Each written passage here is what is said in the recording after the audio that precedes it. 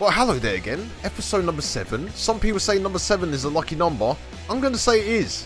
I don't know what tactical change I've done, but I've rejuvenated the side, and for the first time this season, I can confidently say, I think we might stay up.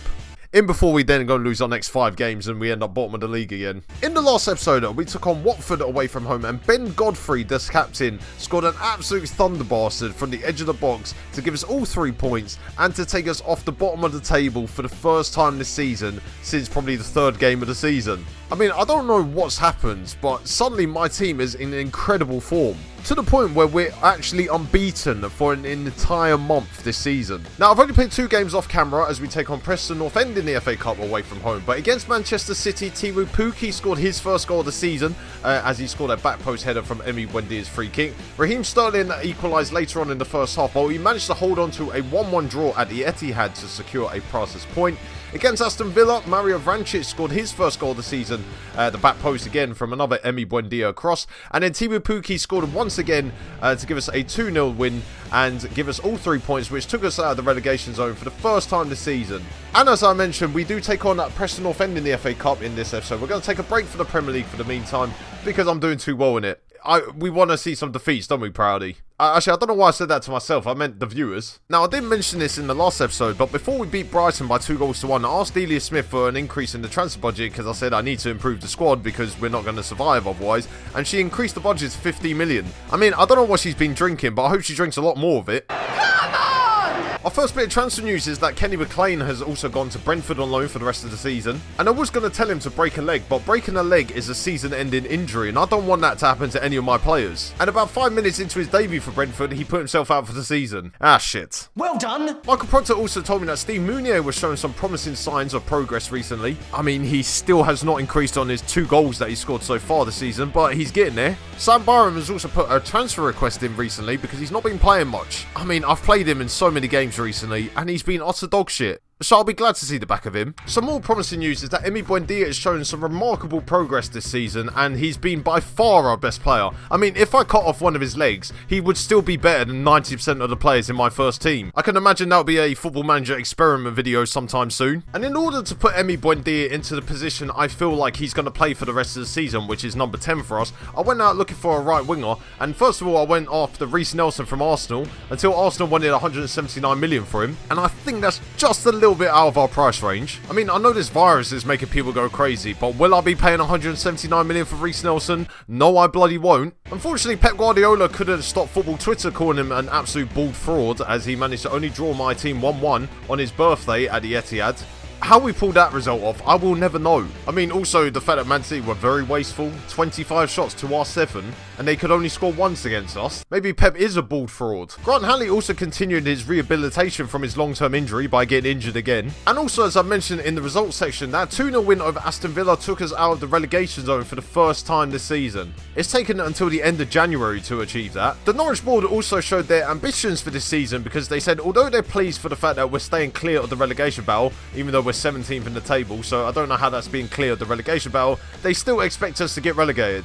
I mean, cheers lads. And I was going to say, they're showing great faith in my abilities to keep this team in the Premier League until I realised that I'm Christopher Proud and I never really keep teams in the Premier League anyway. I also got some good news as Roy Hodgson was sacked as Crystal Palace manager recently, and looking at the sack race, I'm not one of the favourites to lose my job next. I mean, get that in the trophy cabinet. And just before he took on Preston, Craig Fleming, who is a former Norwich player, singled out Ignacio Abate as the key man for Preston. Ignacio Abate is playing for Preston North End. What the hell was he doing there? Although saying that, he did hit his peak in FIFA 12 and his career has slowly gone downhill from there.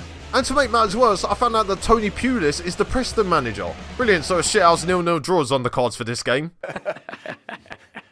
And also, I found out that Sam Byram is out for 10 days with the flu. I mean, I don't want to say what it is because apparently YouTube videos get demonetized because of it, but I think we all know what he's got. And also, some more transfer news is that Tim Krul is joining Feyenoord for the rest of the season on loan. He wasn't really going to be playing recently. I said I was going to let him go. I mean, it's a win-win for both of us. I don't have to look at his face anymore, and he doesn't have to be managed by me. I mean, what a downward spiral for Tim Krul recently. 6 years ago, he was in the World Cup semi-final. Now he's getting shipped out on loan from Norwich City. I can't imagine a worse career path than that. That is also coming from the bloke that has managed Burnley, Sunderland, Huddersfield and Norwich recently as well. Now we move into our game against Preston North End away from home. I've started with the same formation that I've played in recent weeks, and I've also rejigged the team, but I am playing a strong team away at Preston because I want to get through in the FA Cup. Ralph Farman starts off in goal. Tim Krul has now gone on loan to Feyenoord, hence why Ralph Farman will be our number 1 for the rest of the season. The back 4 is our strongest back 4 available to us. It's not really going to be any change there because I don't really feel like dropping any of them. The midfield 2 sees Lucas Rupp and Mario Vrancic now partnering each other in the centre of midfield. I have now moved Emi Buendia into the number 10 spot, with Onel Hernandez now moving into the right hand side of the front 3. And Timu Pukki, who has been in great form recently, will lead the line for us. And if my decision to play a very strong team backfires against me, well, that is obviously going to be my fault. I think this episode makes a nice change from the stresses of the Premier League that I'm going through at the moment. You know, an FA Cup tie away at Preston, and people say the magic of the FA Cup is dead. I do think though a win here, and a comfortable win should I say, would mean an unbeaten January and probably the catalyst for us staying up this year. I mean, I've said that like every episode. I feel like we're going to stay up, and everyone in the comments always says, Proudy, you're not going to stay up, you're shit at this game. And I would make a counter argument, but there's been no supporting evidence to support my argument, so I'm just going to leave it be. 5 minutes into the game, Lucas Rupp played the ball out wide for Onel Hernandez, who managed to make his way into the box, but he fired it wide. And there were no highlights for the rest of the half, except for one towards the end of the half, as some good play between Onel Hernandez and Emi Buendia found Todd Cantwell, and he forced a save from the keeper. And then on the stroke of half time, Buendia's corner was then headed outside the box, but it managed to find its way to Mario Vrancic on the wing, and he played it to the back post for Onel Hernandez to bottle another chance. And then he had the pleasure of bottling another chance as he forced a good save from Declan Rudd. I mean, I put faith in Onel Hernandez to replace Emi Buendia on the right hand side, and he's bottled 3 chances already. You know what, it's taken 7 episodes for me to say this, but for the first time ever, it was 0-0 at half time. I was so used to saying that last year, and now I haven't had that once so far. Well, until now. Preston North End didn't really threaten us in the first half. In the second half, they did start off on the front foot. Sean Maguire got the ball down from 30 yards out, ran towards our goal,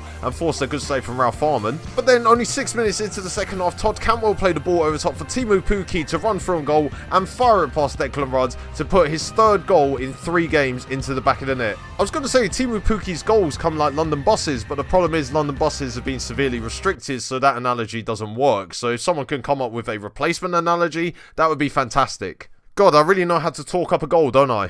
With Onel Hernandez dropping an absolute disaster class, I sent on Marco Steiperman to replace him and then put him into the number 10 while Buendia moved on to the right hand side. And it very nearly was. Mario Vrancic played him Emi Buendia, but he fired it over with only 5 minutes left on the clock. And as we approached the end of the game, Mario Vrancic's free kick was played into the box and Buendia was pushed over by the defender, and we were awarded a penalty. And Joseph Dermich came off the bench to replace Timu Pukki only a few minutes earlier, and I did the right thing and gave him the penalty, which he duly stuck away for his first goal of the season. I mean, I'm believing that miracles are really happening at Norwich at the moment. And that was it. Joseph Dermich's penalty had secured the win and put us into the FA Cup 5th round, where we might end up going to Wembley in 2 rounds time if we can get past the 5th and the 6th rounds, which is probably not going to happen. Let's face it. Oh, always the optimist I am. I'm a savage, yeah.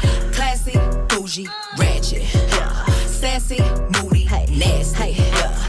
Acting stupid, what's happening?